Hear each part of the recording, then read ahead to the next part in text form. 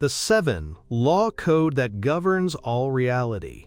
What if I told you there's a hidden code, a secret blueprint? It's woven into the fabric of everything, from the smallest atom to the largest galaxy. This code dictates how reality works, and most people have no idea it even exists. In the next few minutes, you'll discover this ancient 7 law code. You'll learn how it shapes your life. You'll even find out how to use it. Plus, I'll reveal the forbidden knowledge about why this code was kept secret. You're about to see reality in a whole new light. Section 1. The Setup. For centuries, mystics have hinted at it. Philosophers have debated its existence. Ancient texts whisper its secrets. They speak of universal laws. Laws that can't be broken. Laws that govern creation itself. Most people think of laws as rules made by governments. But these are different. These are the fundamental operating instructions of the universe. Think about gravity. You can't just decide gravity doesn't apply to you. You jump, you fall. It's a law. But there are deeper, more profound laws. Laws that govern energy, consciousness, and manifestation. These are the 7 laws. They've been hidden in plain sight for millennia. They were known to ancient civilizations, like the Egyptians and the Greeks. They built their temples and philosophies around them. They understood that mastering these laws meant mastering life itself. Wait, let that sink in. These aren't just theories. They're the operating system of existence.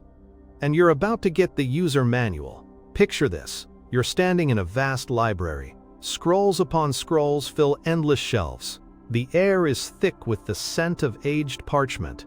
A single shaft of moonlight pierces the gloom. It illuminates a worn, leather-bound book. This book contains the original teachings. It's been guarded for ages. This is where the knowledge of the 7 laws was first recorded. The keepers of this knowledge understood its power. They knew what would happen if it fell into the wrong hands. Let me tell you about Alara. She lived in Alexandria, Egypt, around 300 BCE. Alara was a scholar. She had access to the Great Library. She became obsessed with ancient texts. She found fragments of what she called the Cosmic Accord. She believed it was a set of principles that held the universe together. She spent years piecing them together. She documented her findings in a lost papyrus. It was later discovered by archaeologists in the 1920s near the Nile. This papyrus detailed several of the laws. It spoke of cause and effect. It mentioned the power of thought. Alara believed these weren't optional suggestions. They were absolute. Her work was groundbreaking. But much of it was lost again. It was almost destroyed in a fire that consumed part of the library. She managed to save only a few key scrolls. This is the kind of information that was deemed too dangerous. Stop. Think about this. Why would knowledge be dangerous? Why would it need to be hidden? Because it gives you power. Power over your own reality. And that's something certain groups have always feared. Most people have no idea that their thoughts have power. They think they're just random internal events. But the first law, the law of mentalism, says the all is mind. The universe is mental. Your thoughts create your reality. This isn't New Age fluff. It's foundational. Ancient mystics knew this. Modern quantum physics is starting to catch up. It shows that observation affects reality. Your consciousness isn't just a passenger. It's an active participant. But that's not even the strangest part. Section 2. The Deepening. The second law is the law of correspondence. As above, so below. As within, so without. This means your inner world directly mirrors your outer world. If you feel chaotic inside, your life will reflect that chaos. If you cultivate inner peace, your outer life will become peaceful. It's like a cosmic echo. Scientists accidentally discovered something similar. In the 1960s, Dr. John Lilly was experimenting with sensory deprivation tanks. He noticed that when subjects quieted their minds, their perception of time and space shifted. They reported feeling connected to something larger. Some even claimed to enter other dimensions. This wasn't just relaxation, it was correspondence in action. Their inner state was altering their perception of the outer world. Think about your own life. Have you ever felt a strong intuition, a gut feeling? That's the law of correspondence. Your inner knowing is trying to tell you something. It's the as within, trying to manifest as without. Let me tell you about a case from Princeton University. In the 1970s, researchers there conducted experiments on precognition. They used a method called remote viewing. Subjects were asked to mentally see distant locations. One subject, Pat Price, was asked to view a facility in Russia. It was a highly classified site. He described it in incredible detail. He even drew a complex underground layout. When the information was later declassified, it matched Price's description perfectly. He'd never been there. He had no access to intelligence. How did he know? The law of correspondence. His inner consciousness was connected to the outer reality. It was a glimpse into the hidden connections. This study, part of the Stargate project, was initially classified. It showed the potential of consciousness. Wait, this is where it gets really interesting. They don't want you to know this, because it means you have this power. The power to influence your reality. The third law is the law of vibration. Nothing rests. Everything moves, everything vibrates. Even solid objects are just vibrating energy. Your emotions, your thoughts, they all have a specific vibration. Positive emotions vibrate at a higher frequency. Negative emotions vibrate at a lower frequency. If you want to attract positive experiences, you need to raise your vibration. You can do this through gratitude, love, and joy. Remember this detail, it'll be important later. The specific frequency of your emotions is key. Imagine you're holding a tuning fork. When you strike it, it vibrates at a specific pitch. If you bring another tuning fork of the same pitch nearby, it will start to vibrate too. That's resonance. The law of vibration works the same way. Like attracts like. If you vibrate with abundance, you attract abundance. If you vibrate with lack, you attract lack. Declassified documents from a top-secret military program, codenamed Project Chimera, hinted at this. While details are scarce, leaked memos from the late 1980s mentioned attempts to influence enemy morale through specific sonic frequencies. They were trying to broadcast vibrations that would induce fear and despair. It sounds like something out of a movie, right? But it points to a deep understanding. The understanding that vibrations can affect consciousness and behavior. They were trying to weaponize the law of vibration. This changes everything you thought you knew about influence and control. Section 3. The evidence. The fourth law is the law of polarity. Everything is dual. Everything has poles. Opposites are identical in nature, but different in degree. Hot is the opposite of cold. Light is the opposite of dark. Love is the opposite of hate. But they're on the same spectrum. You can't have one without the other. Have you ever noticed how you can't truly appreciate light without darkness? Or happiness without sadness? This law explains that. It's the duality of existence. It's about understanding that challenges are often opportunities in disguise. Picture this. You're in a pitch-black cave. You can't see your hand in front of your face. Then, a tiny flicker appears in the distance. It grows brighter. It's a single candle. The light seems incredibly intense. The contrast makes the small flame feel monumental. That's polarity. The darkness makes the light more apparent. Your struggles make your triumphs more meaningful. Let me tell you about Marcus. He was a businessman in Chicago, Illinois in the early 2000s. Marcus lost his company in the dot-com crash of 2001. He was devastated. He felt like a failure. His life seemed to be all darkness. He sank into depression. But then, he remembered something he'd read. A book about ancient philosophies. It mentioned the law of polarity. He decided to reframe his situation. He saw the crash not as an end, but as a necessary darkness. It was clearing the way for a new light. He took the skills he'd learned and started a new venture. This time, he focused on a different industry. Within 3 years, his new company was more successful than his old one. He said the bankruptcy was the best thing that ever happened to him. It forced him to confront his limitations and find new strengths. It was the polarity of failure leading to the light of greater success.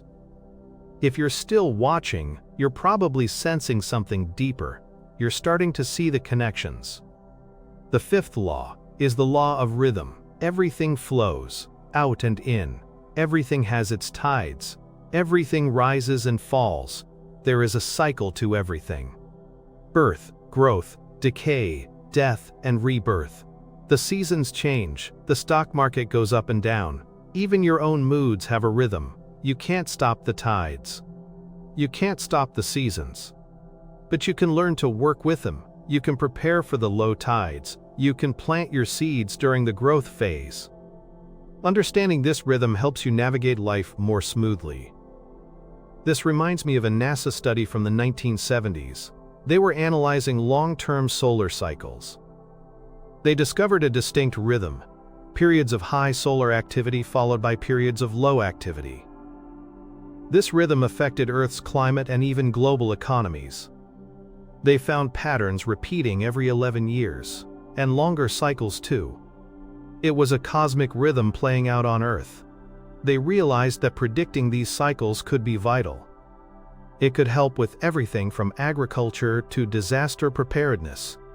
This study showed that even massive celestial bodies operate on rhythmic cycles. Stop. Think about your own life.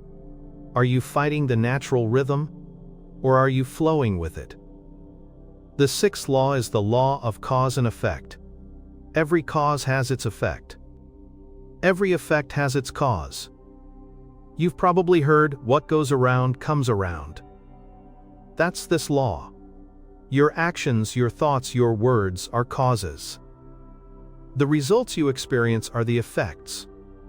This is the law that underpins karma. It's not about punishment, it's about universal balance. If you sow kindness, you will reap kindness. If you sow negativity, you will reap negativity. It's a fundamental principle of how energy operates in the universe. I want to tell you about a documented case from a monastery in Tibet. In the late 1990s, a group of Western researchers studied monks who practiced advanced meditation techniques. One monk, named Lobsang, was known for his incredible mental discipline. He claimed to be able to influence the weather. The researchers were skeptical, but during their stay, a severe drought threatened the region. The monks engaged in a week-long intensive meditation. They focused on feelings of abundance and nourishment. On the final day, powerful rains broke the drought. The researchers couldn't explain it scientifically. But Lobsang explained it, using the law of cause and effect. Their collective focused intention was the cause. The rain was the effect. It was a powerful demonstration of consciousness influencing the physical world. This wasn't magic. It was applied universal law. This is the truth they don't want you to know. Your past actions create your present, and your present actions create your future. Section 4. The Revelation. The seventh law is the law of gender. Everything has its masculine and feminine principles. It's yin and yang. This isn't about biological sex. It's about energies. The masculine energy is active, outward, assertive. The feminine energy is receptive, inward, nurturing. Both are necessary for creation. You need both to manifest. You need the masculine energy to take inspired action. You need the feminine energy to receive and nurture your creations. Balancing these energies within yourself is crucial.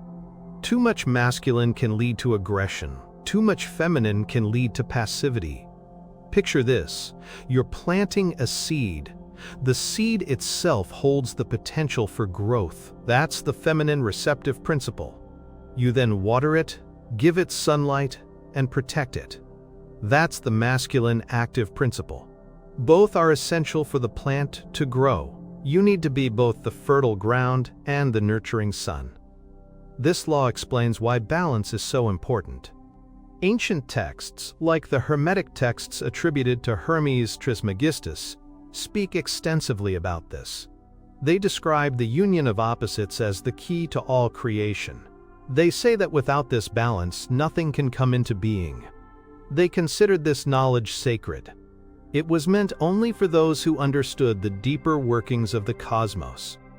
A historical example comes from ancient Greece. The Eleusinian mysteries were secret initiation rites.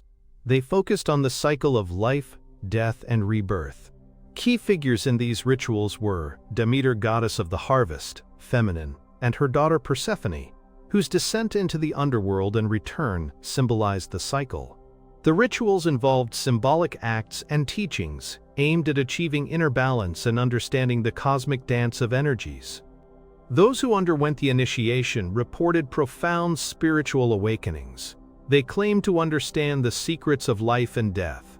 This was the law of gender at play.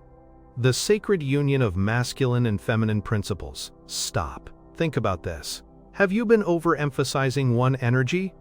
Are you too aggressive or too passive? The biggest secret now is this. These 7 laws are not separate. They are interconnected. They work together. The law of mentalism. Thoughts create. Reality works with the law of vibration. Your thoughts have frequency. The law of correspondence. Inner reflects outer, shows how your inner state manifests. The law of polarity helps you understand the dual nature of all things. The law of rhythm ensures everything unfolds in cycles. Cause and effect ensures accountability. And gender provides the creative force. This changes everything. You're not just a victim of circumstance. You are a co-creator of your reality. Here are 3 practical steps you can start using today. 1.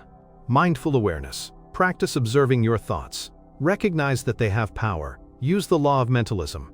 When a negative thought arises, don't fight it. Acknowledge it. Then, consciously choose a more empowering thought. Like Alara in the library, start piecing together a new mental reality. 2.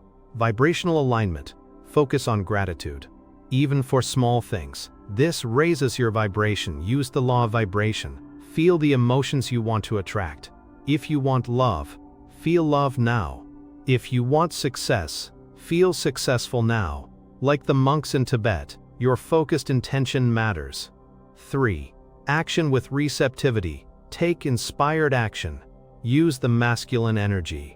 But also be open to receiving guidance and opportunities. Use the feminine energy. Like planting a seed and nurturing it. Take action, but be patient and receptive to the unfolding. This balances the law of gender. Once you see it, you can't unsee it. These laws are everywhere. They are explaining the why behind everything you experience. If you're still watching, you're probably sensing something deeper.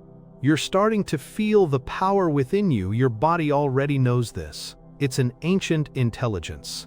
Section 5, the closing.